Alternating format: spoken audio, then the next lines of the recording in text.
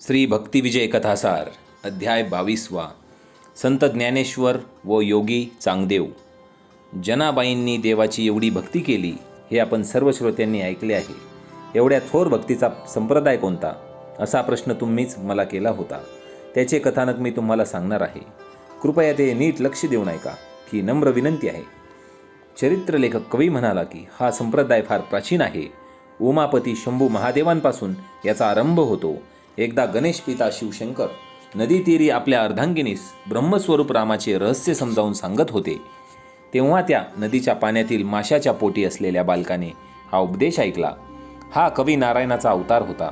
हाच पुढे मच्छिंद्रनाथ या नामरूपाने प्रसिद्ध झाला. त्यांचाच शिष्य म्हणजे गोरक्षनाथ होय. त्याची कडक परीक्षा घेऊन त्याला ब्रह्मज्ञानाचा उपदेश केला व सर्व सिद्धी बहाल केल्या.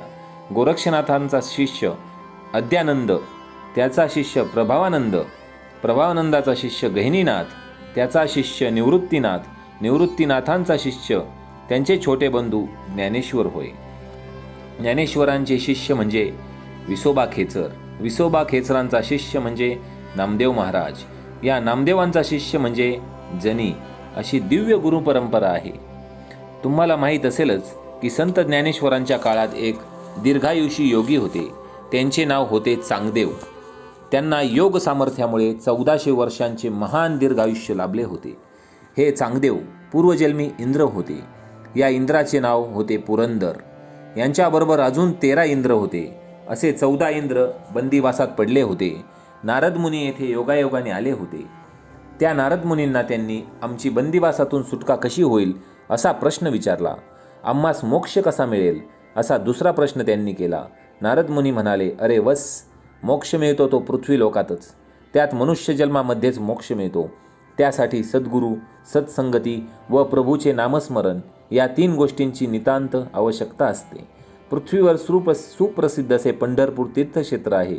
पंढरपुरातील विठ्ठल दयाळू आहेत. तो भक्तांवर दयेचा वर्षाव करत असतो. पृथ्वीवर तू मनुष्याचा जन्म घे व तेथेच तू साधना कर. इंद्र म्हणाला, ते ठीक आहे, पण या लोकांमधून माझी सुटका कशी होईल? भक्तश्रेष्ठ नारद मुनी म्हणाले की लक्ष्मीपती श्री हरी विष्णूंचा ओम नमो भगवते वासुदेवाय या मंत्राचा तू अखंड जप कर. नारद मुनींनी सांगितल्याप्रमाणे त्याने साधना सुरू केली व लवकरच त्याने एका ब्राह्मण दाम्पत्याच्या पोटी जन्म घेतला. त्याचे मातापित्याने चांगदेव असे नाव ठेवले. मोठ्या प्रमाणात नामकरण विधी साजरा झाला. या चांगदेवांनी बालपणापासून योग साधना करण्यास सुरुवात केली. त्यांना जन्मतः अनेक सिद्धी लाभल्या होत्या. वयाच्या 8व्या वर्षी आईवडिलांनी चांगदेवाची मुंज केली. मुंज केल्यामुळे त्याची ज्ञाननाडी सुरू झाली. तारुण्यात पदार्पण केल्यानंतर त्याचा विवाह झाला. त्यांना सुलक्षणी व सुविद्य पत्नी लाभली. त्यांना 14 विज्ञांचे ज्ञान प्राप्त झाले. त्याने यमाची शेंडीच आपल्या हाती धरून ठेवली होती. त्यांना मृत्यूचे मुळीच भय नव्हते. त्यांना या योग सामर्थ्यामुळे 1400 वर्षांचे महान दीर्घायुष्य लाभले होते. त्यांनी तापी नदीच्या काठी आश्रम बांधला होता. आपल्या अनेक शिष्यांसह ते तेथे निवास करत असत. महान योगीराज अशी त्यांची सर्वत्र कीर्ती होती. चांगदेव नित्यनेमाने पंढरपूरला जात असत. विठ्ठलाच्या चरणांवर त्यांनी आपले आयुष्य निर्माण केले. एवढे असून सुद्धा त्यांनी सद्गुरू केला नव्हता. अध्यात्मामध्ये सद्गुरूंना फारच महत्त्व असते, कारण तेच पुढील दिशा शिष्याला दाखवत असतात. चांगदेवांना अनेक शिष्यमंडळी होती. त्यांनी अनेकांना शिष्य केले, पण स्वतः मात्र कोणाचेही शिष्य झाले नाहीत. या चांगदेवांना आपल्या योग सामर्थ्याचा खूप गर्व होता. त्यांनी एके दिवशी काही लोकांच्या तोंडी ज्ञानेश्वरांबद्दल ऐकले. आळंदी येथे ज्ञानेश्वर महाराज राहतात. त्यांनी सामान्य लोकांसाठी भगवद्गीतेचे मराठीत निरूपण केले आहे. भावार्थ दीपिका असे त्या ग्रंथाचे नाव आहे.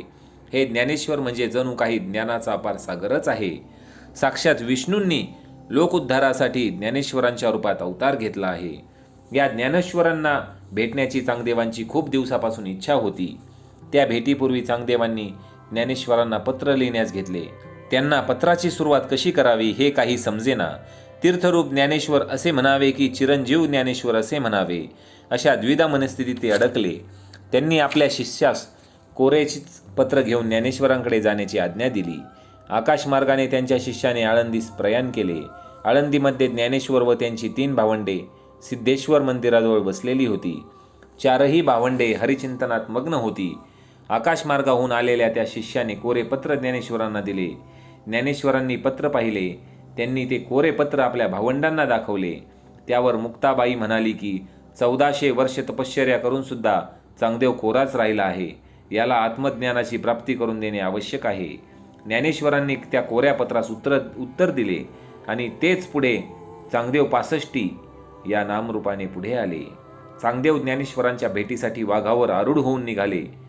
त्यांच्या पाठोपाठ 1400 शिष्य होते. ज्ञानेश्वरांनी आपल्या 3 भावंडांना घेऊन भिंत चालवली व ती आकाशात नेली. ज्ञानेश्वर भिंत आकाशात चालवत आहेत हे पाहून चांगदेवांचा सगळा अभिमान गळून पडला. ते मनात म्हणाले की आपली सजीव प्राण्यांवर सत्ता आहे, पण निर्जीव वस्तूंवर ज्ञानेश्वरांची सत्ता आहे. त्या 4 भावंडांनी चांगदेवांना ज्ञानोपदेश केला. ज्ञानेश्वरांनी चांगदेवांना आपल्याकडे काही दिवस ठेवून घेतले होते. ज्ञानेश्वर व चांगदेवांची दिव्य भेट ज्या वटवृक्षाखाली झाली त्याला विश्रांती वट असे संबोधतात. एके दिवशी मुक्ताबाई स्नान करीत होत्या. चांगदेवांनी तिच्याकडे पाहून दुसरीकडे तोंड फिरवले. मुक्ताबाई चांगदेवांना हसली. मुक्ताई म्हणाली, अरे तुला अजून ज्ञानाची प्राप्ती झालीच नाही वाटतं, तुला कोणी गुरु दिसत नाही वाटतं. यावर चांगदेव म्हणाले की माते, या गोष्टीचे ज्ञान तुला कसे काय झाले? तेव्हा मुक्ताई म्हणाली, जर तुला गुरु असता तर गुरूंच्या कृपेमुळे तू स्त्री पुरुषाचा भेद केला नसताच. चांगदेवांना आपली घोडचूक कळून आली. त्यांनी ताबडतोब ज्ञानेश्वरांना गुरु केले. ज्ञानेश्वरांनी आपला वरदहस्त त्याच्या मस्तकावर ठेवून पूर्णपणे विरक्त केले. श्रोते हो, येथे अध्याय 22 समाप्त होत आहे. तरी सर्वजण म्हणा रामकृष्ण हरी, रामकृष्ण हरी म्हणत राहा, थांबू नका. का थांबताय तुम्ही? रामकृष्ण हरी, रामकृष्ण हरी.